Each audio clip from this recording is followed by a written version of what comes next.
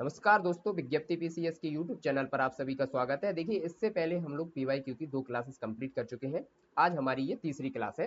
तो तीसरी क्लास में हम लोग मूल अधिकार और डीपीएसपी पढ़ेंगे। देखिए, मैं मानता हूँ कि जो डिटेल्स वीडियो है उससे हमें ये पता चलता है कि इस विषय में क्या है, लेकिन पीवाईक्यू जरूर लगाएं, क्योंकि पीवाईक्यू और टेस्ट पेपर लगाने से हमें उस विषय में गहराई से पता लगेगा कि हम लोग कहाँ पे कमियां कर रहे हैं।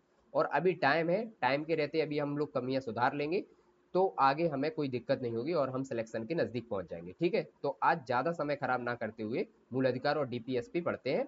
और मैं आशा करता हूं कि जो इससे पहले 2 वीडियो हुई हैं वो आप लोगों ने कंप्लीट कर ली होगी, और नहीं भी की हो तो उनको कर लीजिए, क्योंकि पीवाईक्यू लगाने से एक तो देखिए क्या होगा, सीधे सीधे 30 से 40 क्वेश्चन यहाँ से रिपीट होंगे, और दूसरा ये होगा कि जो अभी कमियां हम लोग कर रहे हैं वो कमियां हमें पता चल जाएंगी। ठीक है, अब इतना देखते हुए हम लोग आज आगे बढ़ते हैं। मूल अधिकार, देखिए तो आज क्या पढ़ना है हमें, एक पढ़ेंगे मूल अधिकार और डीपीएसपी, दोनों चैप्टर हम लोग आज कंप्लीट कर लेंगे।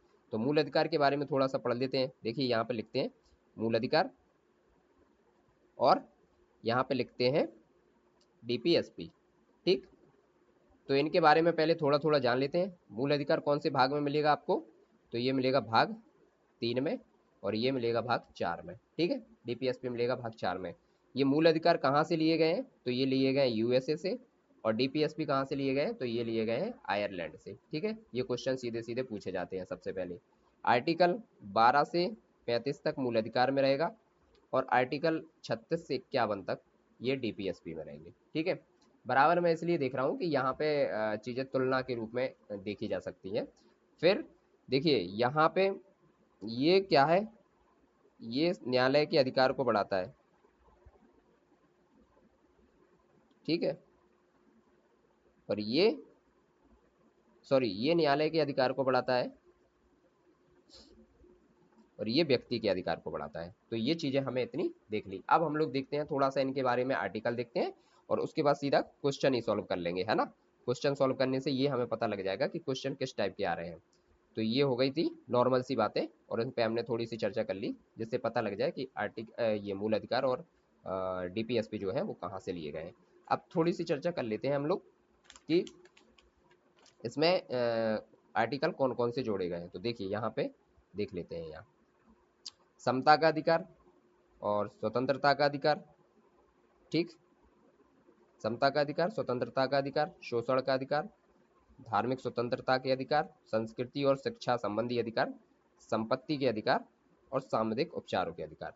अब देखिए समता के अधिकार में कितने आर्टिकल जोड़े गए हैं, 9, 14, 15, 16, 17, 18। ठीक, 14 क्या है, विधि के समक्ष समता। ठीक है, 15 क्या है, धर्म मूल वंश जाति इसके बारे में। 16 क्या है, अवसर की समानता। ठीक, और 17 में क्या है, अस्पृश्यता का अंत, और 18 में है उपाधियों का अंत। ठीक है, 17 में अस्पृश्यता, 17 और शाह अस्पृश्यता। 18 और 17 में कंफ्यूजन होती है थोड़ी सी, तो 17 में हमें देखना है कि अस्पृश्यता सा आ रहा है और 17 में भी सा आ रहा है, तो अस्पृश्यता से कर लेना 17, और 18 में उपाधियों का अंत। ठीक है, तो ये हो गया। अब स्वतंत्रता का अब देखिए ये भी कभी कभी पूछ लेता है कि कौन से आर्टिकल कौन से अधिकार में है, तो ये ध्यान रखना है। समता के विरुद्ध अधिकार में 14 से 18 तक, और स्वतंत्रता के अधिकार में 19 से 22 तक। ठीक है, और शोषण के विरुद्ध जो अधिकार है उसमें 23 और 24। धार्मिक स्वतंत्रता जो है उसमें 25, 26, 27, 28, और संस्कृति और शिक्षा संबंधी जो अधिकार हैं वो 29, 30 में दिए गए हैं। और संपत्ति का अधिकार जो था वो 44वें संविधान संशोधन द्वारा ये जो है हटा दिया गया है 1976 में। ठीक है, अब इसको कहाँ पर भेज दिया गया है, आर्टिकल 300A में। ठीक, तो ये यहाँ से अब हट गया है, संपत्ति का अधिकार हट गया है। तो और फिर है सामुदायिक उपचारों का अधिकार, तो ये है आर्टिकल 32 में। तो कितने टोटल मिला के अधिकार बचे हुए हैं इसमें, 1, 2, 3, 4, 5, 6। ठीक है, पहले कितने थे, अब बचे हैं 6, और पहले कितने थे, 7। कौन सा हटा दिया गया, संपत्ति का अधिकार। और इसमें कौन सा आर्टिकल था, तो इसमें था आर्टिकल 31। ठीक है, ये हटा दिया गया। ठीक, इतना मोटा मोटा जान लिया है। अब क्वेश्चन सॉल्व करते हैं थोड़े बहुत, उससे पता चल जाएगा, और उस हिसाब से हम लोग देखते चलेंगे आगे। ठीक है, निम्नलिखित में से कौन सा एक सही है, ये पूछा जा रहा है यहाँ पे कि निम्नलिखित में से कौन सा एक सही है। ठीक है, भारतीय संविधान में मूल अधिकारों को शामिल करने के लिए नेहरू रिपोर्ट 1928 ने समर्थन किया था। तो ये सही बात है, ठीक है, और सही पूछा है तो यही सही हो जाएगा। बाकी ये क्या है, भारत शासन अधिनियम 1935 ने मूल अधिकारों का प्रसारण किया, ऐसा कुछ नहीं है। अगस्त प्रस्ताव 1940 ने मूल अधिकार शामिल किए थे, ये भी कुछ नहीं है। क्रिप्स मिशन 1942 में मूल अधिकारों को प्रश्रय दिया, ये कुछ नहीं है। तो इसमें हमारा राइट आंसर क्या हो जाएगा, ये वाला राइट आंसर हो जाएगा, ठीक है। ऐसे ही हम लोग देखते देखते आगे बढ़ लेंगे, ठीक। अब देखिए, निम्नलिखित में से किस व्यक्ति ने मूल अधिकारों को हमारे लोगों के लिए एक प्रतिज्ञा सभ्य विश्व के साथ किया गया समझौता कहा है? किसने कहा है ये, कौन कह सकता है ऐसा? देखिए, अब कह तो कोई भी सकता है, ये तो कोई बड़ी बात नहीं है कि कौन कह सकता है, तो ये तो कोई भी कह सकता है, लेकिन ये किसने कहा है कि हमारे लोगों के लिए एक प्रतिज्ञा एक सभ्य विश्व की के साथ किया गया समझौता है? तो देखिए, मैं इसको कैसे याद रखा हुआ हूँ, प्रतिज्ञा और विश्व आया है इसमें। देखिए, इस्कॉन टेम्पल है, जो इस्कॉन टेम्पल किसके होते हैं, भगवान श्री कृष्ण के होते हैं, ठीक है, भगवान श्री कृष्ण के होते हैं, और कृष्ण को इस्कॉन टेम्पल पूरे विश्व में पाए जाते हैं, ठीक है। तो ये प्रतिज्ञा है कि विश्व में इस्कॉन टेम्पल बन रहे हैं, तो प्रतिज्ञा और विश्व से इसको कर लेना। तो डॉक्टर राधा कृष्ण, क्योंकि इस्कॉन टेम्पल में कृष्ण की मूर्ति होती है। अब देखिए, नेक्स्ट क्या है कि मौलिक अधिकार, मौलिक अधिकार क्या है, कभी भी निलंबित नहीं किए जा सकते, गलत। जब आपातकाल लगता है तो 19 अपने आप निलंबित हो जाता है, ठीक है। और कौन से आर्टिकल निलंबित नहीं होते हैं, तो 19 हो जाता है, और 20 और 21 दोनों ये निलंबित नहीं होते हैं, ठीक है। तो 19 निलंबित हो जाता है, तो ये वाला तो गलत हो गया।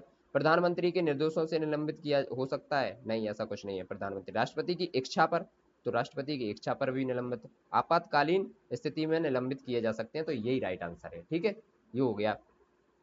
देखिए, यहाँ पर क्या लिखा हुआ है कि अनुच्छेद 358 और 359 में आपात की उद्घोषणा के प्रवर्तन की स्थिति में मूल अधिकारों के निलंबन संबंधी प्रावधानों का वर्णन किया गया है। तो 58 के तहत क्या हो जाता है, 19 निलंबित नहीं होता है, और 59 59 में 359 में 20 और 21 बचे रहते हैं, ठीक है, यही था इसका मतलब।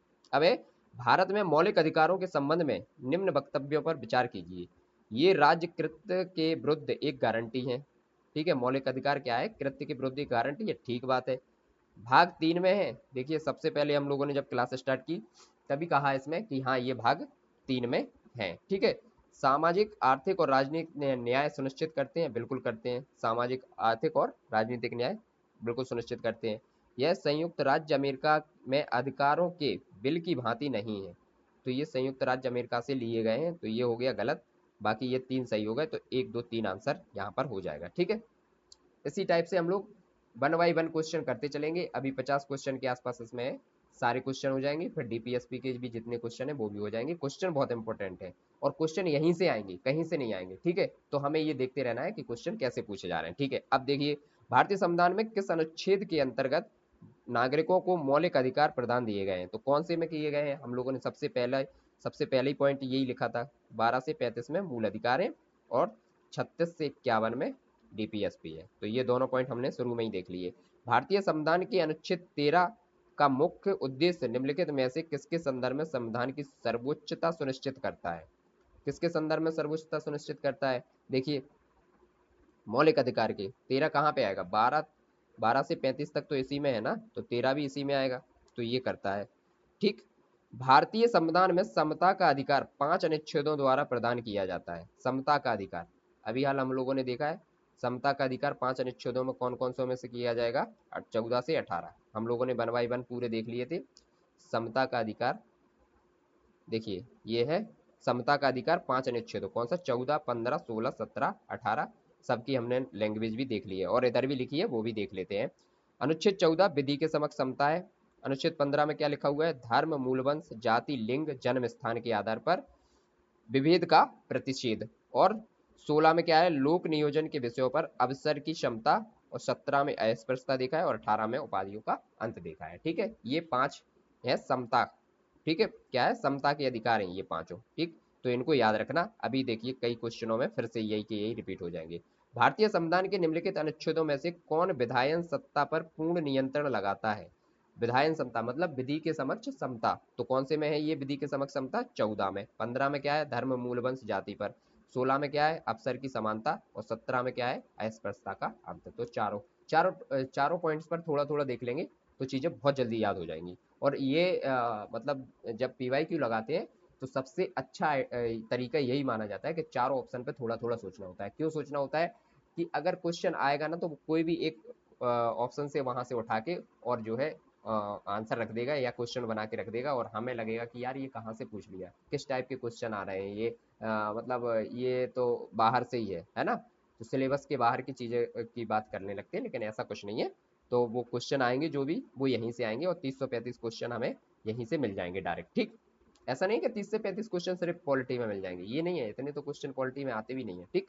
तो 30 से 35 क्वेश्चन और 35 से 40 क्वेश्चन आने की संभावना रहती है ऑल सब्जेक्ट में, ठीक है। अब देखिए नेक्स्ट क्वेश्चन क्या है। मद्रास राज्य बनाम दोराइजन 1951 के मुकदमे में भारतीय सर्वोच्च न्यायालय के निर्णय के परिणाम स्वरूप निम्नलिखित में से किस मौलिक अधिकार को संशोधित किया गया। कौन से को संशोधित किया गया है, तो ये किया गया है भेदभाव के विरुद्ध अधिकार को, विधि के समक्ष समानता के अधिकार को नहीं किया गया है, अस्पृश्यता के विरुद्ध अधिकार को नहीं किया है, विचार एवं अभिव्यक्ता के विचार को नहीं किया गया है। तो ये किया गया है भेदभाव के विरुद्ध अधिकार को, ठीक है। ये याद रखना, अच्छा क्वेश्चन है ये। भारतीय संविधान में निम्नलिखित अनुच्छेदों में से कौन सा एक लोक नियोजन के विषय में भारत के सभी नागरिकों को अवसर की समानता की प्रत्याभूति प्रदान करता है। तो ये कौन सा करता है, अनुच्छेद 16 1 और 2 करते हैं, ठीक है। 15 नहीं करता है, 16 3 भी नहीं करता है, और 16 3 4 5 भी नहीं करता है, ठीक है। नेक्स्ट क्वेश्चन हम लोग देखते हैं। भारतीय संविधान में जैसा निहित है निम्न में कौन सा समानता के मौलिक अधिकार में सम्मिलित नहीं है। समानता के मौलिक अधिकार में कौन सा सम्मिलित नहीं है, ये हमें देखना है। तो देखिए, कानून के समक्ष समानता, ये है, सामाजिक समानता है, और अवसर की समानता है। आर्थिक समानता की बात नहीं की गई है, तो यही क्वेश्चन इसमें आंसर हो जाएगा डी, ठीक है। नेक्स्ट है, सामाजिक आर्थिक और राजनीतिक क्षेत्रों में आधार निर्मित करने के उद्देश्य से राज्य असमान लोगों के लिए भिन्न व्यवहार कर सकता है। कथन और कारण इसमें बताना है। कथन और कारण वाला क्वेश्चन जो हुआ करे ना, उसको छोड़ा मत करो, उसको ध्यान से पढ़ा करो। बस ध्यान से पढ़ने पे ही वो क्वेश्चन हो जाता है। देखिए, सबसे पहले हमें ध्यान क्या देना होता है कि एक दूसरे से मैच कर रहे हैं कि नहीं, एक दूसरे से जो कथन और कारण है वो एक दूसरे टॉपिक से लिंक हो रहे हैं कि नहीं हो रहे हैं। तो देखिए, इसमें हम लोगों ने क्या पढ़ा है कि सामाजिक आर्थिक एवं राजनीतिक क्षेत्रों में समान आधार निर्मित करने के उद्देश्य से राज्य असमान लोगों के लिए भिन्न व्यवहार कर सकता है। और फिर कारण इसका क्या है कि समान लोगों में विधि समान होगी और समान रूप से प्रशासित की जाएगी। तो ये देखिए, दोनों सही हैं और एक दूसरे का स्पष्टीकरण भी कर रहे हैं। इसमें भी देखिए, इसमें भी किस बात की बात हो रही है, विधि विधि की बात हो रही है इसमें भी, और इसमें भी जो है हमारे यहाँ पे सामाजिक आर्थिक राजनीतिक क्षेत्रों की बात हो रही है, ठीक है। तो दोनों समान है यहाँ पे, एक दोनों सही भी हैं और एक दूसरे की व्याख्या भी कर रहे हैं। तो ये हो गया। निम्नलिखित में से किसने भारतीय न्यायालय को समान कार्य के लिए समान वेतन मौलिक अधिकार नियमन के लिए हेतु किया है। किसने किया है, संविधान की प्रस्तावना में प्रयुक्त समाजवादी शब्द ने भी किया है। किसके लिए, समान कार्य के लिए समान वेतन, ठीक। और ए को संविधान के अनुच्छेद 14 के साथ मिलाकर पढ़ना और संविधान के अनुच्छेद 16 के साथ मिलाकर पढ़ना। एबीसी तीनों ही, मतलब इसमें सारे ही हैं, ये सारी सही हैं, ठीक है। कैसे सही है अभी देख लेते हैं। सर्वोच्च न्यायालय ने रणधीर सिंह बनाम भारत संघ 1982 का जो मुद्दा हुआ था, उसमें अनुच्छेद 14 और 16 को संविधान की प्रस्तावना तथा अनुच्छेद 39D इसके इसके लिए समान कार्य और समान वेतन के लिए इनको उन्होंने आधार माना था, ठीक है। अब नेक्स्ट क्वेश्चन क्या है कि भारतीय संविधान का कौन सा अनुच्छेद अस्पृश्यता का उन्मूलन करता है। देखिए, मैंने क्या कहा था अभी थोड़ी देर पहले, जब हम लोग देख रहे थे समानता के विरुद्ध जो अधिकार थे, उनमें देख रहे थे कि 17 जो था, मैंने तो कहा था कि 17 जिसमें आए तो अस्पृश्यता में सा आ रहा है, यहाँ भी सा आ रहा है, तो सा लगाना, क्योंकि कभी कभी ये कंफ्यूजन हो जाती है कि 17 में अस्पृश्यता था कि 18 में था। तो 18 में उपाधियों का अंत है और 17 में अस्पृश्यता है, ठीक है। तो देख लेते हैं, 16 में क्या है, अफसर की समानता, 17 में अस्पृश्यता का अंत हो गया, 18 में उपाधियों का अंत और 15 में धर्म मूल जाति वंश। तो ये हो गया यहाँ पे 17 सही आंसर, ठीक है। भारत में अस्पृश्यता का निवारण निम्नलिखित में से किन उपायों द्वारा किया जाता है। किन उपायों द्वारा किया जाता है, कानून बनाकर कर सकते हैं, शिक्षा की उन्नति द्वारा भी कर सकते हैं, जन जागरण द्वारा, नौकरियों में प्रवेश दिलाकर। देखिए, नौकरियों में डायरेक्ट प्रवेश दिलाकर अस्पृश्यता का अंत नहीं किया जा सकता है, कानून, शिक्षा और जन जागरण के द्वारा ही किया जा सकता है। तो ए बी सी ये तीनों, एक दो और तीन, ये तीनों सही हो जाएंगे, ठीक है। और अस्पृश्यता के लिए जो अपराध घोषित किया जाए, संरक्षण अधिनियम 1950, सिविल संसद ने जो सिविल अधिकार संरक्षण अधिनियम 1955 रखा है, इसके द्वारा देखा जाएगा कि अस्पृश्यता को दंडनीय अपराध माना जाएगा, ठीक है। अगर कोई बोले तो अस्पृश्यता का जो दंडनीय अपराध है वो कौन से एक्ट के तहत माना जाएगा, तो 1955 के तहत, ठीक। अब नेक्स्ट क्वेश्चन है कि अस्पृश्यता संरचनात्मक हिंसा का सबसे खराब स्वरूप है और अस्पृश्यता के चलन का आधार धार्मिक स्वीकृति है। देखिए, दोनों में अस्पृश्यता की बात हो रही है, यहाँ भी अस्पृश्यता की बात हो रही है, तो दोनों वैसे तो ये कथन भी सही है, कारण भी सही है, और दोनों एक दूसरे का मतलब एक दूसरे की ही बात कर रहे हैं, तो इसमें हो जाएगा ए आंसर, कि ए और आर दोनों सत्य हैं और आर ए की सही व्याख्या करता है, ठीक है। अब नेक्स्ट क्वेश्चन क्या है, किसी किसी में डिटेल्स नहीं पढ़ रहा हूँ, डिटेल्स इसलिए नहीं पढ़ रहा हूँ क्योंकि डिटेल्स पढ़ना हर उसके लिए जरूरी नहीं है। क्वेश्चन के लिए अगर हम लोगों ने पहले ही उसको वो कर लिया है, डिस्कस कर लिया है पहले ही, तो फिर वहाँ पे डिटेल्स का उतना वो नहीं है, सीधा सीधा क्वेश्चन करते चलते हैं, जल्दी जल्दी क्वेश्चन कर लेंगे। तो ये जब हम एग्जाम टाइम पे भी रिवीजन करेंगे ना, तब भी जल्दी 2x में लगा के फटाफट देख लोगे, सारे क्वेश्चन रिवीजन हो जाएंगे, ठीक है। तो अभी देखते हैं, भारतीय संविधान के निम्नलिखित अनुच्छेदों में से भिन्न वर्ग में आता है। देखिए 14, 15, 16 और 19। तो देखिए 19 अलग हो गया, ये तीनों तो हैंगे समानता के अधिकार की, ठीक है, समानता के अधिकार के विरुद्ध है, और 19 वाला है स्वतंत्रता वाले में, तो ये अलग हो गया, बाकी वो तीनों ठीक है। भारतीय संविधान में स्वतंत्रता का अधिकार 4 अनुच्छेदों द्वारा प्रदान किया जाता है। कौन कौन से किया जाता है हम लोगों ने पहले ही देख लिया है, 19, 20, 21, 22, ठीक है, 19, 20, 21, 22, तो ये पहले ही क्वेश्चन इसमें सही हो जाएगा, 19, 20, 21, 22। भारतीय संविधान का कौन सा अनुच्छेद प्रेस की स्वतंत्रता को आश्वासित करता है, तो कौन सा करता है, प्रेस की स्वतंत्रता कौन से में, आर्टिकल 19 में और 19 के 1 में, ठीक है, 19 में ही है ये, 19 1 ए में, उसमें वाक स्वतंत्रता लिखा हुआ है ना, वाक स्वतंत्रता में भी प्रेस की स्वतंत्रता भी आ जाएगी, ठीक है। नेक्स्ट क्वेश्चन क्या है, भारतीय संविधान के किस अनुच्छेद में विधि के सम्यक प्रक्रिया के सिद्धांत को शामिल किया गया है, कौन से में किया गया है, ये तो हम लोगों ने 5-6 बार अभी खुद ही पढ़ लिया है। तो विधि के सम्यक जो किया गया है वो किया गया है 21 में, है ना, स्वतंत्रता के विरुद्ध जो अधिकार है उसमें किया गया है, ठीक। तो आर्टिकल 21 में विधि द्वारा स्थापित प्रक्रिया पदावधि को उसी के अर्थ प्रयुक्त किया गया है जिस अर्थ में अमेरिकन संविधान में सम्यक विधि प्रक्रिया शब्दावली का प्रयोग किया गया है। किसी किसी में डिटेल्स थोड़ी पढ़नी होती है। अब देखिए नेक्स्ट क्वेश्चन क्या है, भारतीय संविधान का कौन सा अनुच्छेद व्यक्ति के विदेश यात्रा के अधिकार को संरक्षण प्रदान करता है, तो देखिए कौन से का करेगा, ये भी आर्टिकल 21 में ही करेगा, ये विदेश यात्रा, मतलब इसमें लिखा है कि मतलब कोई भी इंसान इच्छानुसार कभी भी तथा कहीं भी जाने का अधिकार आता है, इसमें विदेश भ्रमण भी शामिल है, ठीक है। तो ये हो गया क्वेश्चन 21। अब नेक्स्ट क्वेश्चन है कि किन्हें सर्वोच्च न्यायालय ने मौलिक अधिकार के रूप में मान्यता दी है, किन किन को दी है, देखिए आवास के अधिकार को दी है, विदेश यात्रा करने के अधिकार को भी दी है, और समान कार्य के लिए समान वेतन के अधिकार को भी दी है, तो ये तीनों आ गए, ठीक। नेक्स्ट क्वेश्चन क्या है, निम्नलिखित अधिकारों में से कौन सा अधिकार अनुच्छेद 19 एक डी को अनुच्छेद 21 से मिलाकर पढ़ने पर प्राप्त होता है, तो कौन सा होता है, विदेश यात्रा का अधिकार नहीं होता है, शरण पाने का अधिकार भी नहीं होता है, ठीक है, सूचना प्राप्त करने का अधिकार नहीं होता है, तो कौन सा होगा यहाँ पर, एकांतता का अधिकार। सूचना पाने का अधिकार तो 2005 में आया आरटीआई, है ना, तो ये तो इससे तो कोई लेना देना है ही नहीं, तो इसकी डिटेल्स भी नहीं पढ़ रहे हैं, बहुत लंबी डिटेल्स है, और जो क्वेश्चन है वो डिटेल्स पढ़ने लायक है नहीं, जिसमें लगेगा मुझे कि डिटेल्स पढ़नी है मैं खुद पढ़ दूंगा, ठीक है।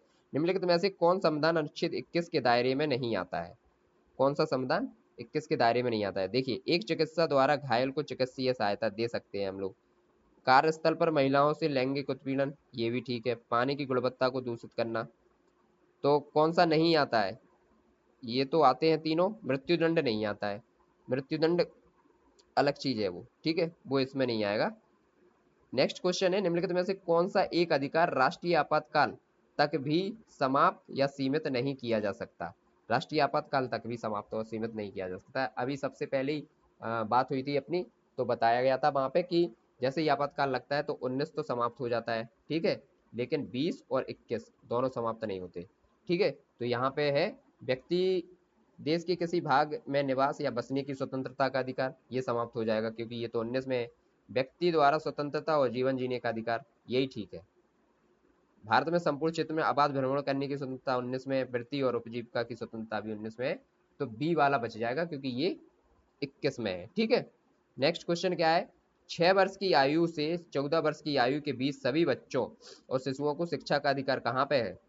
मूल अधिकार में है ना, 21 का में, 21A में है ना, तो ये मूल अधिकार में आ जाएगा। नेक्स्ट है 6 से 14 वर्ष के सभी बच्चों को निःशुल्क शिक्षा का अनिवार्य शिक्षा प्रदान करेगा, ये कथन है। इसका कारण क्या है? एक प्रजातांत्रिक समाज में शिक्षा का अधिकार मानवाधिकार के रूप में विकास के अधिकार की व्याख्या के लिए अपरिहार्य है। और इसका आंसर क्या हो जाएगा, क्योंकि दोनों सही है, दोनों शिक्षा के अधिकार पे बात कर रहे हैं, तो दोनों ही इस पे सही हो जाएंगे। ठीक है, नेक्स्ट क्वेश्चन क्या है, भारतीय संविधान का कौन सा अनुच्छेद बच्चों के शोषण के विरुद्ध मौलिक अधिकार से संबंधित है? तो कौन सा है शोषण के विरुद्ध मौलिक अधिकार? देखिए 17 है नहीं, ये अस्पष्टता है, ये स्वतंत्रता पर है, वाक स्वतंत्रता वगैरह जो 5 स्वतंत्रताएं हैं उस पे है। अनुच्छेद 21 भी नहीं है, अनुच्छेद 23 है, बाल बच्चों का जो शोषण है, बच्चों के शोषण के विरुद्ध मौलिक अधिकार है 14 में। देखिए इसमें लिखा हुआ है 14 वर्ष की आयु में किसी बालक को किसी कारखाने या खान में काम करने के लिए नियोजित नहीं है। ठीक है, नेक्स्ट क्वेश्चन है, किसी अपराध के अभियुक्त को स्वयं अपने विरुद्ध गवाह बनने के लिए बाध्य नहीं किया जा सकता, भारतीय संविधान के किस अनुच्छेद में है? तो ये है 20 में। दो तीन चीजें और भी हैं इसमें, तीन चीजें थी बेसिकली, तीन चीजें हैं।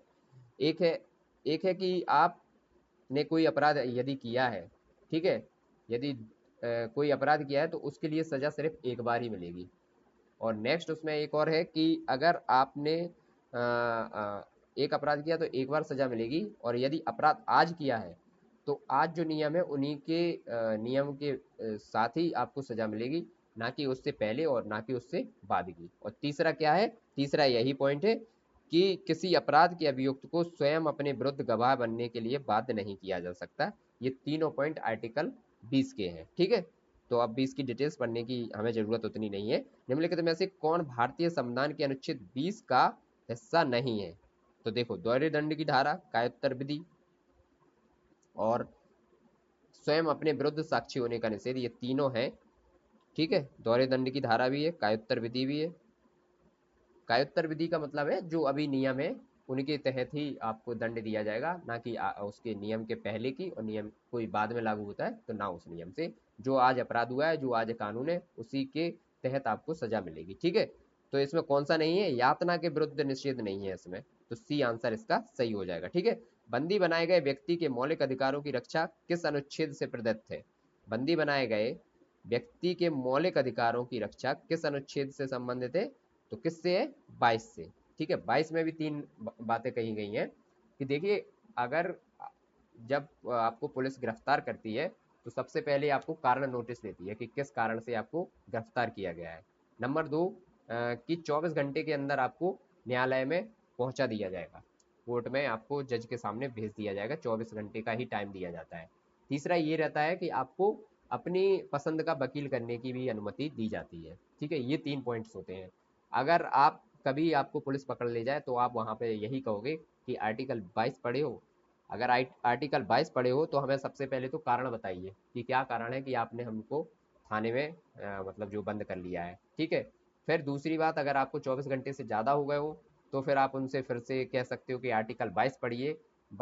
आर्टिकल 22 में क्या लिखा है कि आपको 24 घंटे के अंदर न्यायालय में आपको जो है पेश कर दिया जाएगा। ठीक है, फिर आपको किसी से बात नहीं करने दी जा रही है, वकील से नहीं मिलने दिया जा रहा है, तो फिर से आर्टिकल 22 को याद करके कहना कि भैया 22 को पढ़ लीजिए, हमको एक अच्छा सा वकील से बात करने दीजिए। ठीक, ये तीनों 22 में ही दिए गए हैं, तो ये 22 का हिस्सा है।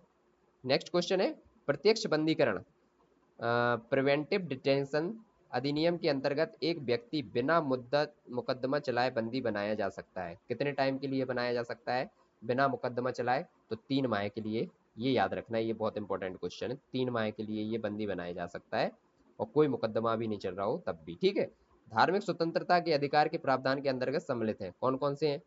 धर्म प्रचार का अधिकार करना, सिखों को कृपाल धारण करने के रखने का अधिकार, ये भी है। राज्यों को समाज सुधारक विधि निर्माण करना, ये भी है। धार्मिक निकायों को लोगों का धर्म परिवर्तन कराने का अधिकार, ये नहीं है। ठीक है, तो एक, दो और तीन, इसमें एक, दो, तीन दिया होगा, वो आंसर हो जाएगा आपका। ठीक है, एक, दो, तीन आर्टिकल 25 के तहत ये थी। भारतीय संविधान के अनुच्छेद 25 में प्रयुक्त हिंदू शब्द में किसे सम्मिलित नहीं किया गया? तो देखिए, हिंदू शब्द में वहां पे जहाँ पे जो आर्टिकल 25 में हिंदू शब्द लिखा हुआ है, तो वहां पे बौद्ध भी लिखा हुआ है, उनके साथ जैन भी लिखा हुआ है और सिख भी लिखा हुआ है, पारसी नहीं लिखा है वहां पे। तो पारसी ये इसमें सही आंसर हो जाएगा। ये लिखे हुए हैं, बौद्ध भी लिखा है, बौद्ध प्लस जैन और प्लस सिख, तीनों लिखे हुए हैं। ठीक है, आर्टिकल 25(2) में जब आप पढ़ोगे वहां पे आपको दिख जाएगा। अब देखिए कौन सा सुमेलित नहीं है, पूछा जा रहा है यहाँ पे कि कौन सा सुमेलित नहीं है। वहां पे चाहता हूँ, लैपटॉप डिस्चार्ज हो गया था तो वो लगा रहा था। ठीक है, कौन सा इसमें नहीं है, तो देखिए ये देखना है हम लोगों को। सबसे पहले 23, 23 में क्या है, मानव दुर्व्यवहार और बलात्श्रम का प्रतिबंध, ये 23 में ही दिया गया है। ठीक है, तो ये सही है। 24 में क्या दिया गया है, कारखानों आदि में बालकों के नियोजन का प्रतिषेध, ये भी ठीक है, 24 भी ठीक है। 26 में क्या है, धार्मिक कार्यों के प्रबंध की स्वतंत्रता, ये 26 में दी गई है। ठीक है, और 29 में शिक्षण संस्थानों की स्थापना और प्रशासन के लिए अल्पसंख्यक वर्गों का अधिकार, नहीं ये नहीं दिया गया है। अल्पसंख्यक वर्गों के हितों का संरक्षण 29 में दिया हुआ है। तो क्या है, हितों का संरक्षण, जो अल्पसंख्यक वर्ग है इनके हितों के संरक्षण की बात कही गई है। और जो ये लिखा है कि शिक्षण संस्थानों की स्थापना और प्रशासन करने के अल्पसंख्यक वर्गों का अधिकार, ये आर्टिकल 30 में दिया गया है। ठीक है, तो 30 में ये है, उल्टा कर दिया इनने, तो यही हो जाएगा। तो 29 आंसर इसका हो जाएगा डी। ठीक है, निम्नलिखित युग्म में से कौन सही सुमेलित नहीं है? जो सही सुमेलित नहीं है वहां में कल हमने देखा था क्या लिखना है, पहले ही लिख लेना है गलत, नहीं तो वहां भी नहीं लिखेंगे और सही गलत में ये बड़ी कंफ्यूजिंग हो जाती है। एक आध क्वेश्चन गलत करके आते हैं इसको कि सुमेलित नहीं है, तो नहीं जहाँ भी लिखा हो सबसे पहले उसको गोला करके और सबसे पहले लिख लिया करो कि ये भैया गलत पूछ रहा है ना, गलत पूछ रहा है। अब देखिए यहाँ पे पूछ रहा है कि सही नहीं है, तो मानव के बलात्श्रम का प्रतिषेध 23 में है, अल्पसंख्यक वर्गों के हितों का संरक्षण 29 में है, तो ये भी सही है, ये भी सही है। संवैधानिक उपचारों का अधिकार 32 में ही है, ये भी ठीक है। तो नेक्स्ट क्या है फिर, शिक्षण संस्थानों की स्थापना का प्रशासन करने पर अल्पसंख्यक वर्गों का अधिकार अनुच्छेद 31 दे रहा है। देखिए अब इतना इतना सरल क्वेश्चन है ये तो। अनुच्छेद 31 किस में था, संपत्ति का अधिकार, संपत्ति का अधिकार कौन से में था, ये संपत्ति का अधिकार तो भैया हट ही गया था ना, उसी में तो था आर्टिकल 31, तो ये तो हो ही नहीं सकता है ना, तो यही गलत हो जाएगा। तो ये जो दिया है शिक्षा संस्थाओं की स्थापना तथा प्रशासन का अल्पसंख्यक वर्गों का अधिकार, ये हो जाएगा आर्टिकल 30 में आपका, है ना। तो ये आर्टिकल 30 को दे दिया उनने आर्टिकल 31, और आर्टिकल 31 तो वैसे ही हट गया था 42वें संविधान संशोधन 1976 में, और इसको कहाँ पहुंचा दिया गया था, 300A में। ठीक है, ये ध्यान रखना है। अब देखिए कथन और कारण वाला क्वेश्चन आ गया फिर से, तो कथन और कारण वाले क्वेश्चन में ज्यादा दिमाग नहीं लगाना है, बस ध्यान से पढ़ना है। भारतीय संविधान का अनुच्छेद 30 अल्पसंख्यक वर्ग शब्दों को परिभाषित नहीं करता, 30 अल्पसंख्यक वर्गों के संरक्षण को परिभाषित नहीं करता, ये ठीक है ना। और क्योंकि ये तो 29 में है ना, तो ये 30 गलत हो गया। संविधान केवल भाषाई और धार्मिक अल्पसंख्यक वर्गों को मान्यता प्रदान करता है, ये भी ठीक है। लेकिन एक दूसरे की बात बिल्कुल नहीं कर रहे हैं। ठीक है, तो क्या हो जाएगा इसमें कि ए और आर तो ठीक है, लेकिन दोनों सही व्याख्या एक दूसरे की नहीं कर रहे हैं, तो ये हो जाएगा इसका आंसर। नेक्स्ट क्वेश्चन है कि मौलिक अधिकारों का संरक्षक है, मौलिक अधिकारों का संरक्षण कौन करता है?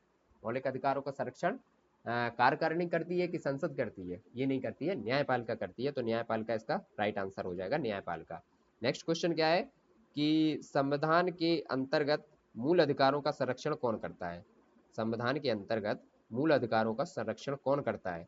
कौन करता है भैया, संसद करती है? नहीं करती है, राष्ट्रपति भी नहीं करता है, मंत्रिमंडल भी नहीं करता है, कौन करेगा, सर्वोच्च न्यायालय करता है। ठीक, नेक्स्ट क्वेश्चन यहाँ पे है, निम्नलिखित कथनों में से कौन सा सही नहीं है? तो सही नहीं है सबसे पहले यहाँ पे लिखो, गलत पूछ रहा है। ठीक, के एम मुंशी संविधान का प्रारूप बनने वाली समिति के एक सदस्य थे, बिल्कुल बात है, के एम मुंशी एक सदस्य थे, और इसके अलावा भी 5 सदस्य और थे, और 2 हटने के बाद 2 नए जुड़े थे, वो हम लोगों ने जब प्रारूप समिति पढ़ी थी डिटेल्स में। और इसके अध्यक्ष कौन थे? तो इसके अध्यक्ष थे अम्बेडकर साहब, तो ये हमने अच्छे से देखा था। संविधान सभा द्वारा भारतीय संविधान स्वीकार किया गया, ये भी ठीक है। ठीक है, बलवंत राय मेहता समिति रिपोर्ट 1957 में पंचायती राज की संस्तुति, बलवंत राय मेहता की जो थी ना, उसी ने तो त्रिस्तरीय पंचायत को 1957 में लागू किया था, तो ये भी ठीक है।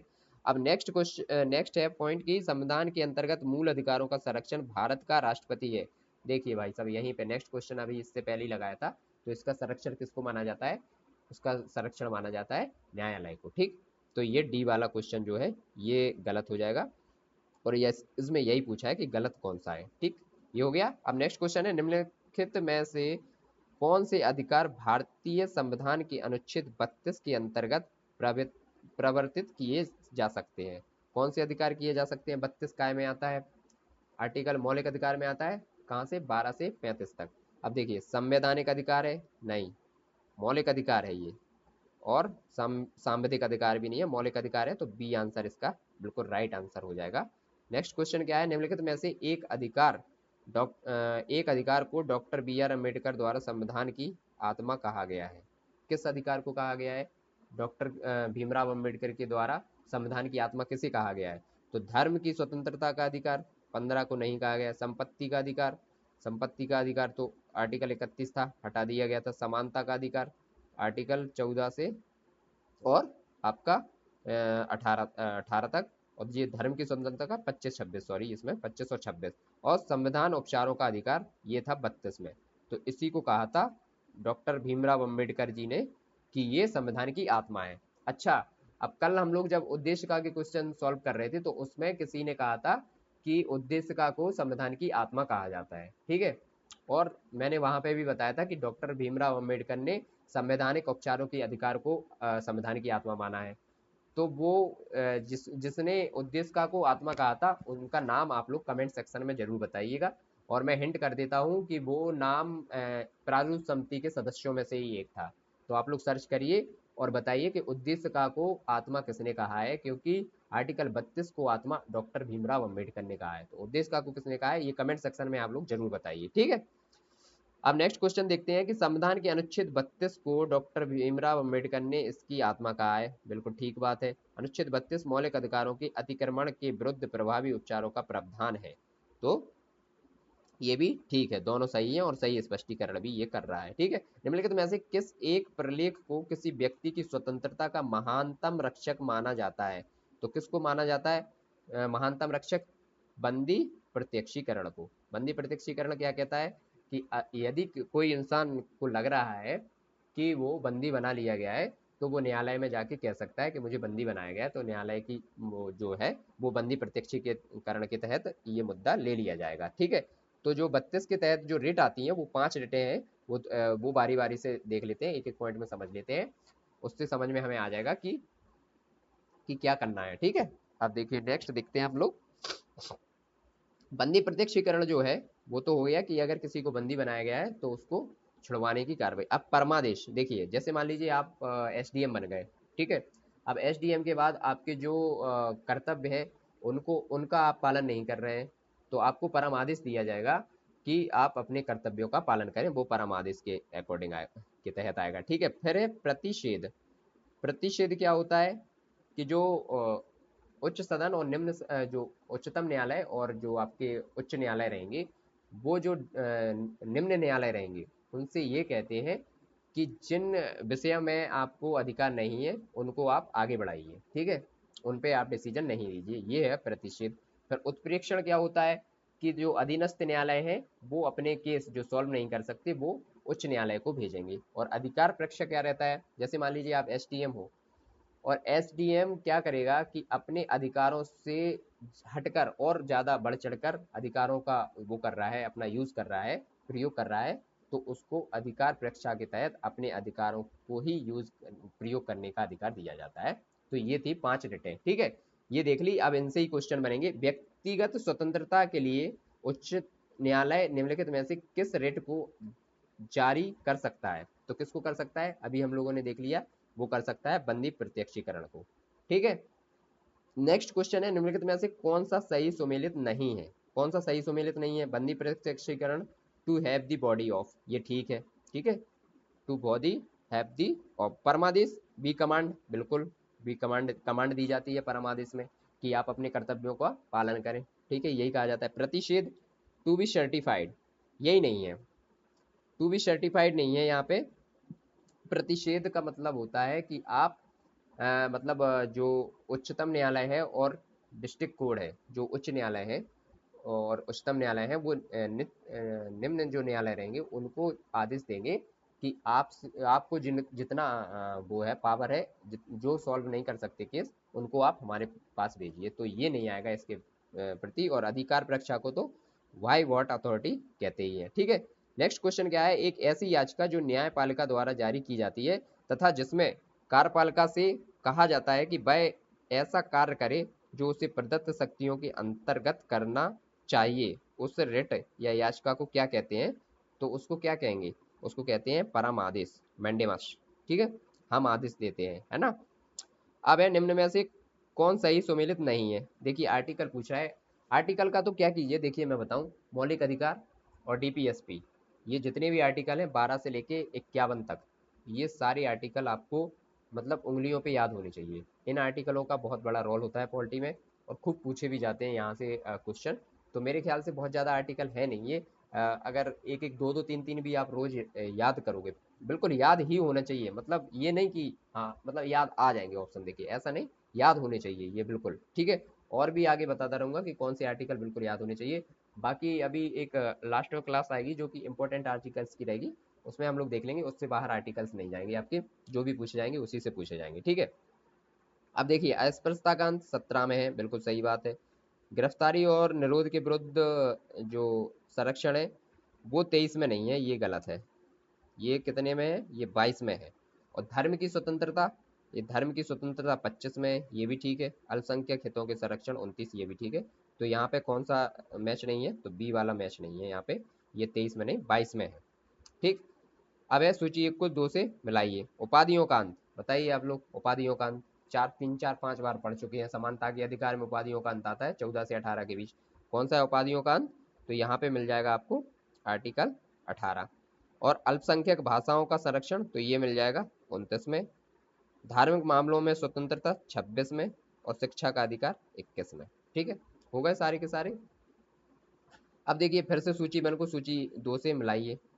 कैसे? मौलिक कर्तव्य, मौलिक कर्तव्य कहाँ पे आपको मिलेंगे? तो ये कौन सा संविधान संशोधन था? 42वां संविधान संशोधन।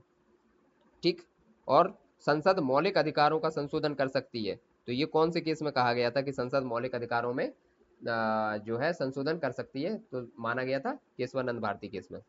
ठीक है, और मूल ढांचे का सिद्धांत कहाँ से लिया गया था? तो मूल ढांचे का सिद्धांत मिनर्वा मिल्स वाले मामले से लिया गया है। और इंसानों में अनैतिक व्यवहार का निषेध संविधान के अनुच्छेद 23 में दिया गया है।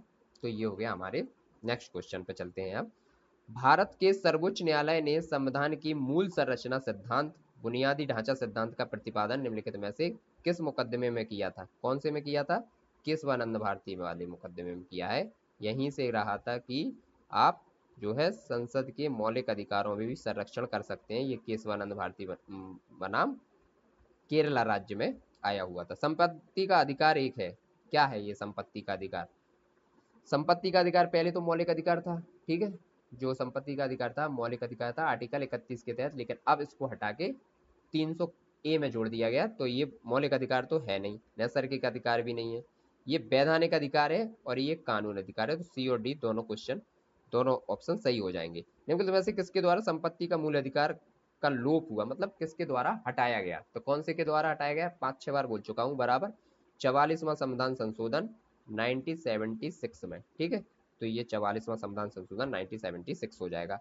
अब देखिए नेक्स्ट क्वेश्चन क्या है, निम्न में से कौन सा भारत के संविधान द्वारा 6 मूल अधिकारों में से नहीं है?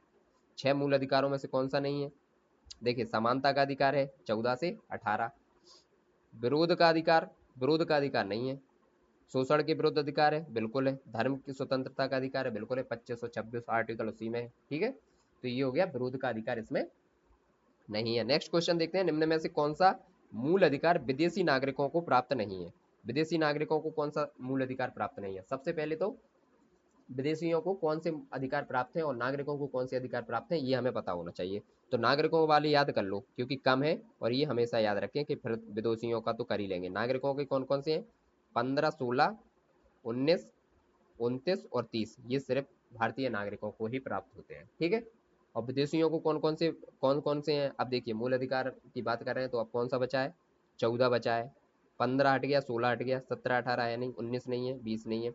अब जो 20 के बाद से जो भी आएंगे, 28 तक पूरे हैं। 20, 21, 21A, 22, 23, 24, 25, 26, 27 और 28, ये सारे हैं। और फिर कौन सा बच गया यहाँ पे, 29 और 30 हो गए, तो फिर यहाँ पे 31 हट गया है, तो 32।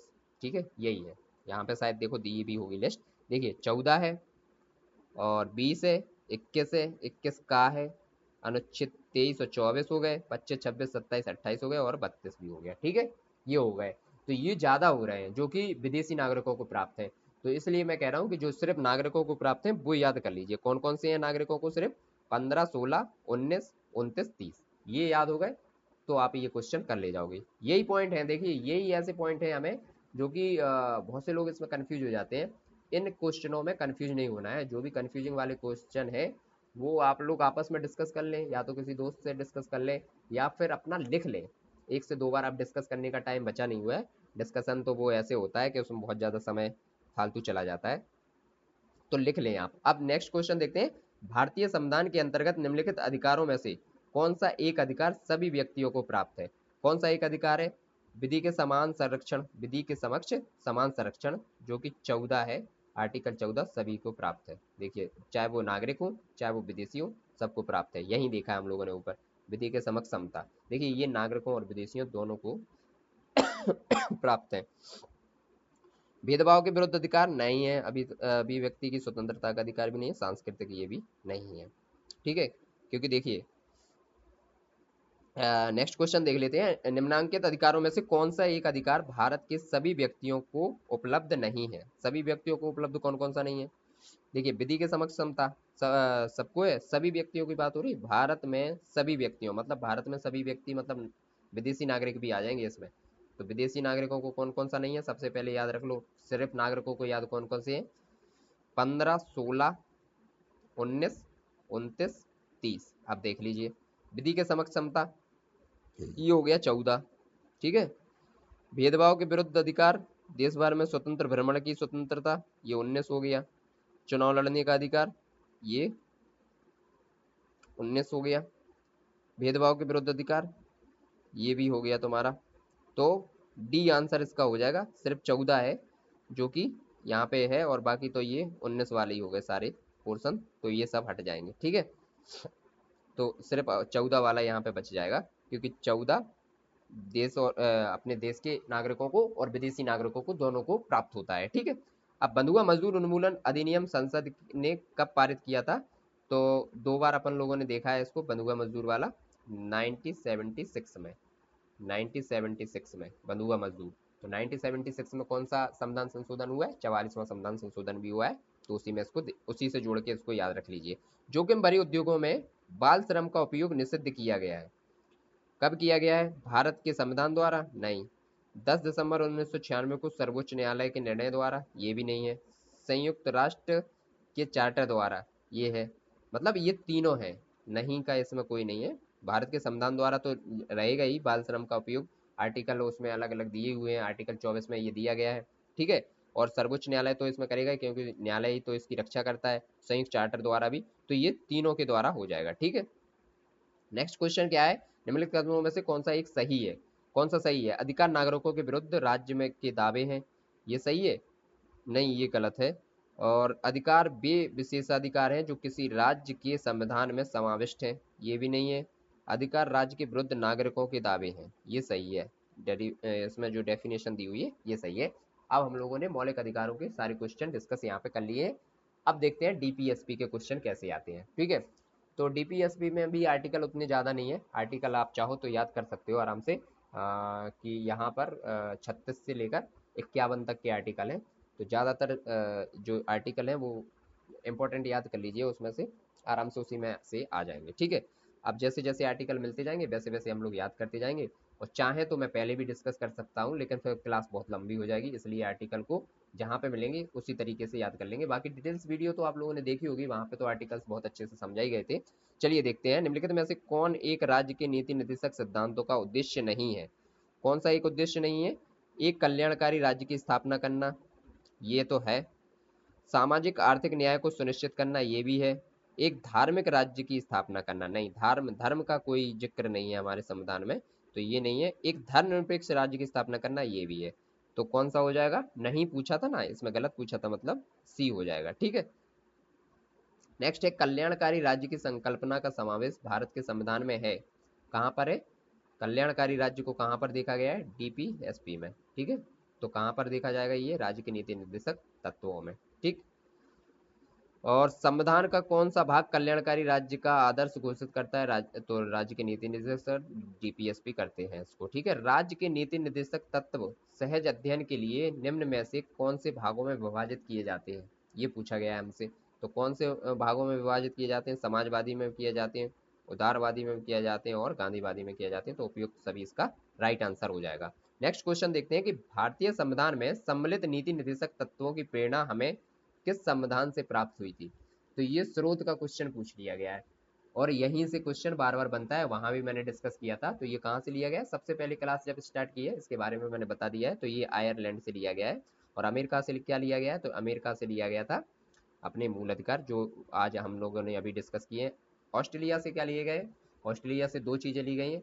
एक तो ली गई समवर्ती सूची और दूसरा संयुक्त बैठक, है ना। और फ्रांस से क्या लिया गया है? ये आप लोग कमेंट सेक्शन में बता दीजिए। वैसे मैं तो बता ही दूंगा, लेकिन आप लोग भी थोड़ा सा मुझे तो पता चले कि क्लास देखी जा रही है कि नहीं देखी जा रही है। तो इसमें ये बताया जाए कि फ्रांस से क्या लिया गया है। एक बता सको तो एक बता दीजिए, दो बता सको तो दोनों बता दीजिए, दोनों ही इंपॉर्टेंट है। ठीक है।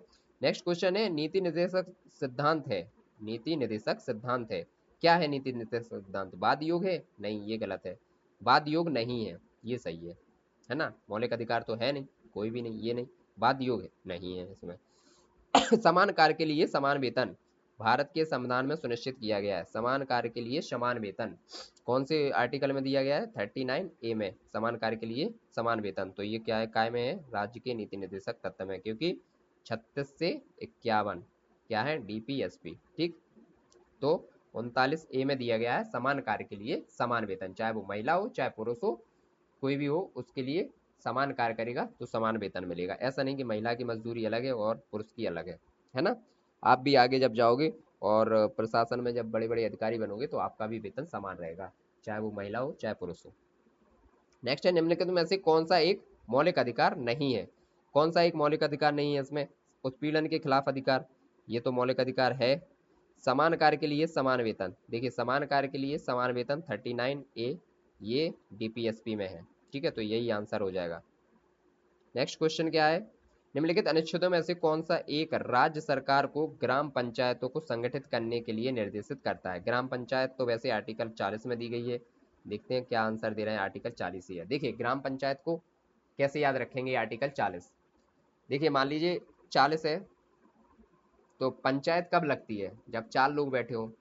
तो 4 लोग बैठे होंगे तभी तो पंचायत लगेगी, और 4 लोग एक गोले में बैठ जाएंगे। तो ऐसे याद रखना 40 ग्राम पंचायत। ठीक है। मैंने तो ऐसे ही याद रखा है कि पंचायत के लिए पहले 4 लोग चाहिए और गांव में बैठे हुए चाहिए। तो फिर इसको बाहर निकाल लेता हूँ तो ऐसे लिख लेता हूँ 40। 40 का मतलब ग्राम पंचायत से। ठीक है। और क्या है? नेक्स्ट क्वेश्चन है कि 40, अब इसमें करना है कि सुमेलित करना है। ठीक है। इसमें सुमेलित कर लेते हैं, कोई बड़ी बात नहीं है, फिर उसके बाद याद करवा देता हूँ। 40 अभी हाल ही देखा है ट्रिक इसकी। 40 कैसे? ग्राम पंचायतों से, तो ये ठीक है। ठीक है। नेक्स्ट क्या है? 41। 41 में यहाँ पर क्या है? काम करने का अधिकार। काम करने का अधिकार हो गया 41 में। 44 में समान नागरिक संहिता, और 48 में हो गया कृषि और पशुपालन। मतलब ये सब सही मिलान करने थे और सही दिए हुए हैं। देखिए आप कैसे याद रखते हैं। देखिए समान नागरिक संहिता, इसको कैसे याद रखेंगे? 4 और 4 दोनों समान संख्याएं हैं, तो समान नागरिक संहिता 44 में। अब ये ऐसे याद करोगे तो कभी नहीं भूलोगे। कैसे ना कैसे लिंक बना के अपनी बना लेनी है, उसमें ट्रिक बना लोगे तो आगे वो याद रहेगी। क्योंकि कितनी चीजें आप याद करोगे, ट्रिक बनाओगे तो हाँ ऐसे याद आ जाएगा कि क्वेश्चन जैसे ही आएगा तो हमें ये लगेगा कि हाँ यार ये तो हमने ऐसा पढ़ा है। तो जैसे ही अब चार आप 2 बार लिख दीजिए, 4 4, तो ये समान हुई दोनों संख्या, तो समान नागरिक संहिता 4 4। कृषि और पशुपालन, अब देखिए कृषि जो होती है वो 2 बैलों से होती है ना। 2 बैलों पे हल चलाया जाता है ना। तो मैंने ऐसे ही याद किया था। 2 बैलों से हल चलाया जाएगा। अब दोनों बैलों की कितने पैर हो जाएंगे? 4 इसके और 4 इसके, है ना। तो 8 पैर। अब हल कहाँ चलाया जा रहा है? खेतों में। कृषि, तो कृषि 4 पैर, 4 इसके 4 पैर इसके 8। बस इससे 8 से आपको पता चल जाएगा, क्योंकि देखो ये तो पता रहेगा आपको कि 40 से और 49 तक सब में 4 4 तो आने ही है। लास्ट की डिजिट की ट्रिक बनानी है, ठीक है। तो सिर्फ 8 की डिजिट की ऐसी बनाई, कृषि और पशुपालन से संबंधित आ जाएगी, तो ये 8 है। और इसी में अगर आ जाएगा 48A, तो वो हो जाएगा पर्यावरण से संरक्षण से संबंधित, ठीक है। पर्यावरण संरक्षण से संबंधित भी हो जाएगा। और इसी में इसी के तहत की गई थी जो एनजीटी की स्थापना हुई थी, एनजीटी की स्थापना इसी के तहत हुई थी, वो आर्टिकल 48A था। एनजीटी की स्थापना कब हुई थी? 2010 में। और एनजीटी का जो मुख्यालय अभी है वो दिल्ली में ही है, नई दिल्ली में। और इसकी 4 और भी पीठ है, कहाँ कहाँ पे है? पुणे पर है, पुणे और कोलकाता, चेन्नई और कहाँ पे? भोपाल में। ये 4 इसकी पीठ है और मुख्यालय इसका कहाँ पर है? वो नई दिल्ली में है। और एनजीटी की स्थापना 2010 में हुई थी। कौन से आर्टिकल के तहत हुई थी? तो ये 48A के तहत हुई थी, जो पर्यावरण को संरक्षण देता है, ठीक है। इतना डिस्कस काफी है। आगे देखते हैं। सही सुमेलित नहीं है बताना है, मतलब गलत बताना है, ठीक है। 39A, 39A सही है क्या? समान न्याय और निःशुल्क के लिए सहायता, निःशुल्क विधिक सहायता, ठीक है ये, ठीक है। 40 में ग्राम पंचायतें दी हैं, अब तो 40 भूलोगे नहीं, 4 लोग पंचायत करेंगे बैठ के, है ना। तो वो हो गया ग्राम पंचायत 40 में। 44 में समान नागरिक संहिता हो गया। 48 में न्यायपालिका और कार्यपालिका का पृथककरण। अब देखिए, न्यायपालिका और कार्यपालिका का पृथककरण 48 में नहीं है। 48 में हम लोगों ने देखा है कृषि और पशुपालन का गठन है। और 48A में क्या है? पर्यावरण संरक्षण, क्योंकि वो भी कृषि से ही संबंधित आता है, पशुपालन से ही संबंधित आता है पर्यावरण। तो वो हो गया 48A में। और 48A के तहत एनजीटी की स्थापना हुई थी, वो सब छोड़ो। अब आया है इसमें नया आर्टिकल की न्यायपालिका और कार्यपालिका से पृथककरण। अब देखिए ये कैसे याद करेंगे। हम लोग कोई चीज है, मान लीजिए एक चॉकलेट ही है, अब चॉकलेट को कैसे बांटेंगे, कैसे पृथक करेंगे उसको? तो 50-50 करेंगे ना। पृथककरण जैसे भी करेंगे तो 50-50 करेंगे, तो 50-50 है ना। तो एक 50 उठा लीजिए, न्यायपालिका और कार्यपालिका का पृथककरण कहाँ से हो गया? 50 से हो गया। हो गया, ये भी याद हो जाएगा, ठीक है। देखिए ऐसे ऐसे जितने आर्टिकल आ जाएंगे और जो कि मतलब सरल टाइप के हैं, मैं उनकी ऐसी ट्रिक बनवा दूंगा कि कहीं ना कहीं वो याद रहेंगे हमेशा। तो देखिए, अब इसमें पूछा है कौन सा सुमेलित नहीं है। न्यायपालिका और कार्यपालिका का पृथककरण, ये 50 है, बिल्कुल सही बात है। हम लोगों ने इसको कैसे याद किया? 50-50 से, है ना। कोई चॉकलेट बांटेंगे, कोई मतलब चॉकलेट को मान लो न्यायपालिका और कार्यपालिका, इनको आप बांटोगे तो कैसे बांटोगे? 50-50, हर चीज 50-50 चाहिए, तभी तो बांटा हुआ माना जाएगा। तो ये हो गया, पृथककरण करेंगे तो 50 आर्टिकल हो जाएगा। अनुसूचित जातियों और अनुसूचित जनजातियों के लिए शैक्षणिक तथा आर्थिक हितों की अभिवृद्धि, तो ये भी हो गई, ये भी सही है। अनुसूचित, अब मैंने इसको किया था अनुसूची से किया है इसको। अनुसूची 6 में भी अनुसूचित जातियों के लिए बात की गई, तो यहाँ से किया गया था 46। देखिए मैंने क्या कहा है, 4 डिजिट, मतलब 40 से और 49 तक जितने भी आगे की डिजिट है वो तो वो सेम ही रहेंगी, पीछे की डिजिट से ट्रिक बनानी है। तो पीछे की ट्रिक से ये बन गई 46 अनुसूची से मैंने इसको किया था। सहकारी सोसाइटी का संवर्धन 43A में, ये अभी होल्ड करते हैं। ग्राम पंचायतों का गठन आप लोगों को याद है कि ये 40 में है। तो ये जब 3 क्लियर पता है तो सी वाला आंसर हो जाएगा। ये काय में है? ये दिया हो 43B में, 43A में नहीं है। 43A में क्या दिया गया है? उद्योगों का प्रबंधन, ठीक है। उद्योगों का प्रबंधन 43A में है। और 43B में क्या है? सहकारी सोसाइटी, ठीक। अब नेक्स्ट क्वेश्चन देखते हैं, कथन और कारण वाला है। तो इसको देखते हैं, पहले कथन पढ़ते हैं। मनरेगा हर परिवार के कम से कम एक सदस्य को वर्ष में 100 दिन का रोजगार दिलाने का प्रावधान करता है। ये बिल्कुल सही बात है भाई, मनरेगा है वो 100 दिन की ही बात करता है। और रोजगार का अधिकार संविधान के भाग 3 में प्रावधिक है। रोजगार का अधिकार भाग 3 में प्रावधिक है, ये गलत है। कैसे गलत है? देखिए अभी बात करते हैं। रोजगार का जो मुद्दा है वो आर्टिकल 3 में है नहीं। देखिए ये क्या लाइन दी है, भाग 3 मौलिक अधिकार में रोजगार का अधिकार प्राप्त नहीं है, ठीक है। तो रोजगार का फिर आएगा कहाँ पे? तो ये आ जाएगा आर्टिकल 41 में रोजगार का अधिकार दिया हुआ है। मनरेगा कार्यक्रम के में से भारतीय संविधान के किस अनुच्छेद में लागू करने हेतु लाया गया था ये? तो ये लाया गया था आर्टिकल 43 में, ठीक है। नेक्स्ट क्वेश्चन देखते हैं। देखिए मैं शायद नीचे ज़्यादा देखता रहता हूँ, सामने थोड़ा कम देखता हूँ, तो आप लोगों को लगता है कि नीचे क्या ही कर रहे हैं। तो अभी क्या है ना, अब मैं कोशिश करूंगा कि सामने देखूंगा, ठीक है। यहाँ पे पेन फिर अलग ही जगह चल रहा होता है, इसलिए कभी कभार देखता हूँ ऊपर की ओर, बाकी नीचे देखता रहता हूँ, ठीक है। 42वें संविधान संशोधन द्वारा किस अनुच्छेद के माध्यम से श्रमिकों की प्रबंधन की भागीदारी सुनिश्चित की गई? तो कौन से के तहत की गई? अभी हम लोगों ने देखा है 43A के तहत, है ना। 43 देखा गया, तो ये 43A के तहत हो गया। भारतीय संविधान का कौन सा भाग अंतरराष्ट्रीय शांति और सुरक्षा के प्रति राज्य के उत्तरदायित्व का उल्लेख करता है? कौन सा भाग करता है? तो भाई अभी हम लोग क्या पढ़ रहे हैं, डीपीएसपी, तो जाहिर सी बात है यही करेगा, राष्ट्रीय आंतरिक सुरक्षा के प्रति ये इसकी सुरक्षा करेगा। और ये भी कौन से में, 51 में। अब देखिए इसको कैसे याद रखेंगे, 51, आर्टिकल 51 को कैसे याद रखेंगे। 50 तो हमने कर लिया था, कार्यपालिका और न्यायपालिका का जो पृथककरण हो रहा था 50-50 में बांट के कर लिया था। अब 51 को याद करते हैं, देखिए कैसे करते हैं। जैसे बुरा मत मानना कि मैं अगर किसी ट्रिक को बनाने के लिए कुछ इधर उधर की बातें लिंक करूंगा, तो आप लोग ये नहीं कि खुद पे पर्सनली लें। देखिए जैसे हम लोग कहते हैं ना कि पंडित जी को 51 रुपया दे दीजिए, तो वो शांति और सुरक्षा की जो है कामना करेंगे, है ना। तो सबसे पहले आप 51 रुपया किसको देगो, पंडित जी को, तो क्या होगा फिर, आपका शांति भी मिलेगी आपको और सुरक्षा भी मिलेगी। तो अंतरराष्ट्रीय शांति और सुरक्षा के प्रति राज्य कौन से आर्टिकल में है, 51 में है। ऐसे मैंने लिंक कर रखा है इसको, ऐसे मुझे याद है तो मैंने आप लोगों को बता दिया। निम्नलिखित में से कौन संविधान के 42वें संविधान संशोधन द्वारा नीति निर्देशक तत्वों में नहीं जोड़ा गया? कौन सा नहीं जोड़ा गया नीति निर्देशक तत्वों में, देख लेते हैं अभी हाल ही। शोषण से बच्चों एवं अल्पसंख्यकों की सुरक्षा, समान न्याय और निःशुल्क कानूनी सलाह, ठीक है, और समान आचार संहिता। तो समान आचार संहिता ये कौन से में है, राज्य के नीति निर्देशक तत्व में है ये, है ना। क्या कहाँ पे देखिए समान नागरिक संहिता, ऐसे लिखा था 4 और 4, तो आर्टिकल 44 में, है ना। तो ये इसमें यही तो पूछा था कि 42वें संविधान द्वारा नीति निर्देशक तत्वों में नहीं जोड़ा गया है, तो क्यों जोड़ा जाएगा, वो तो पहले ही से आर्टिकल है, बाकी ये सब जोड़े गए हैं, है ना। नेक्स्ट है संविधान निम्न में से किसे शोषण के विरुद्ध अधिकार स्वीकृत करता है? तो बताइए किसको करता है, बच्चों को करता है, स्त्रियों के लिए भी करता है, और जनजातियों के लिए भी करता है, दलितों के लिए नहीं करता है, दलितों का ऐसा कुछ नहीं लिखा है संविधान में स्पेशल। तो 1, 2 और 3, बच्चे, स्त्री और जनजातियों तीनों को करता है।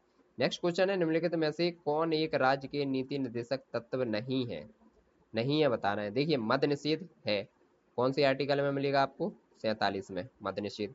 गौ संरक्षण कौन से में मिलेगा, अभी हम लोगों ने देखा है कृषि और पशुपालन वाले में गौ संरक्षण मिल जाएगा, तो कौन सा था वो, 8 पैरों से लिया था, कृषि जब करोगे तो 2 हल लगेंगे, तो ये हो गया 48 में। और पर्यावरण संरक्षण कौन सा हो गया आपका, 48A, जिससे एनजीटी की स्थापना हुई थी। तो अब कौन सा बच गया, 14 वर्ष की आयु के बच्चों को निःशुल्क शिक्षा, ये तो राज्य के निर्देशन तत्व में नहीं है, ये मौलिक अधिकार में है, ठीक है।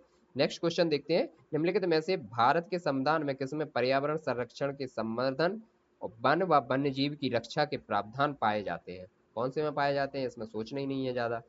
केवल राज्य के नीति निर्देशक तत्वों में और केवल मूल कर्तव्यों में। देखिए राज्य के नीति निर्देशक तत्वों में भी पाए जाते हैं, और अभी हम कल जब कर्तव्य पढ़ेंगे तो उसमें भी बता देंगे, मूल कर्तव्य में भी पाए जाते हैं। कौन से में पाए जाएंगे, ये वहां पे आपको मिलेगा, जो आपका 7वां पॉइंट रहेगा मूल कर्तव्य का, जी 51G में, है ना। मूल कर्तव्य अपने 51 में है ना, 51 का में, है ना। तो मूल कर्तव्य के जो 51A है, 51A के जी वाले क्लॉज में मिल जाएगा आपको पर्यावरण के बारे में, तो उसमें देख लेना, 7वें नंबर का पॉइंट होगा। निम्नलिखित में से कौन सा प्रावधान नीति निर्देशक तत्वों तथा मौलिक कर्तव्यों दोनों का एक भाग है? अभी हाल ही देखा है, पर्यावरण का संरक्षण है ना। पर्यावरण के संरक्षण में ये देखा जाता है।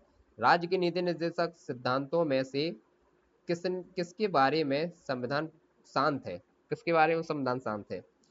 प्रौढ़ शिक्षा के बारे में कोई जिक्र नहीं किया गया है, तो ये प्रौढ़ शिक्षा के बारे में यहाँ पर शांत है संविधान, ठीक है। अब बहुत ज्यादा क्वेश्चन नहीं बचे हुए हैं, थोड़ा सा धैर्य और रखिए, आप लोग क्वेश्चन होने ही वाले हैं, ठीक है। नेक्स्ट क्वेश्चन है निम्नलिखित में से कौन सा एक राज्य के नीति निर्देशक सिद्धांत संविधान में बाद में जोड़ा गया है? बाद में कौन सा जोड़ा गया है, तो ये आप आराम से बता दोगे। अभी देखिए ग्राम पंचायत 40, है ना। गौवध निषेध, तो ये कौन से में किया गया है गौवध निषेध, अभी हम लोगों ने देखा था ना गौवध निषेध, ये दिया गया है आपका 48 में। समान नागरिक संहिता 44 में। तो अब क्या बच गया, मुक्त कानून से लाए, इसके लिए कोई प्रावधान इसमें नहीं था पहले से, 22 में जोड़ा गया था, 42 में संविधान संशोधन 1976 में, ठीक है। इनमें से कौन राज्य की नीति निर्देशक सिद्धांतों में सम्मिलित नहीं है, कौन सा डीपीएसपी में सम्मिलित नहीं है?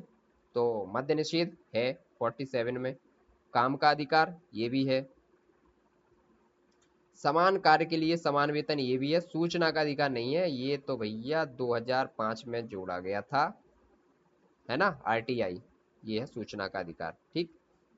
निम्नलिखित में से कौन सा नीति निर्देशक तत्व है? डीपीएसपी कौन सा है इसमें से? समान नागरिक संहिता 44 ये है।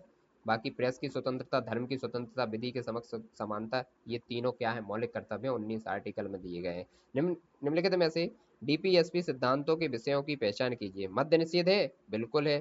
फैक्ट्रियों और कानों में बाल श्रम निषेध, ये तो भैया डीपीएसपी नहीं है, ये तो मूल अधिकार है ना। और बेगार और बलात्कार निषेध, ये भी मूल अधिकार है। अस्पृश्यता निषेध, ये भी मूल अधिकार है। तो एक हो जाएगा केवल। आर्टिकल 47 में दिया हुआ है ये मद्य निषेध, तो क्या है इसका? सी आंसर हो जाएगा यहाँ पे, ठीक है, सी आंसर हो जाएगा। नेक्स्ट क्वेश्चन देखते हैं। कौन एक डीपीएसपी तत्वों में नहीं है? कौन सा एक डीपीएसपी में नहीं है? यहाँ पे ये भी देख लेते हैं। पुरुष और महिलाओं को समान कार्य के लिए समान वेतन, बिल्कुल है। ये कौन से में है? या 39 ए में। जीविकोपार्जन हेतु पर्याप्त साधनों का समान अधिकार, बिल्कुल है ये भी। और अस्पृश्यता उन्मूलन, भैया ये नहीं है अस्पृश्यता उन्मूलन। ये कहाँ पर है? ये अस्पृश्यता उन्मूलन आर्टिकल 17 मूल अधिकार में, है ना, 17 में। और काम हेतु न्याय संगत और मानवोचित दशाओं में रहे, ये भी है डीपीएसपी में। डीपीएसपी किसने कहा है कि राज्य के नीति निर्देशक सिद्धांत एक ऐसा चेक है जो बैंक की सुविधा अनुसार अदा किया जाता है। देखिए, अभी बैंक किसकी सुविधा अनुसार चल रहे होंगे अभी, है ना, केटी शाह। तो अभी के अमित शाह से इसको लिंक कर लीजिए और इसको याद कर लीजिए। केटी शाह के ने कहा था कि राज्य के नीति निर्देशक सिद्धांत एक ऐसा चेक है जो बैंक की सुविधा अनुसार अदा किया जाता है। देखिए, अब आप लोगों से जो भी बीच में कमेंट करने कहा जाता है तो आप लोग कमेंट जरूर करें, क्योंकि उससे पता चलता है कि भाई आप लोग क्लास देख भी रहे हो, आपको ठीक भी लग रही है कि नहीं लग रही है।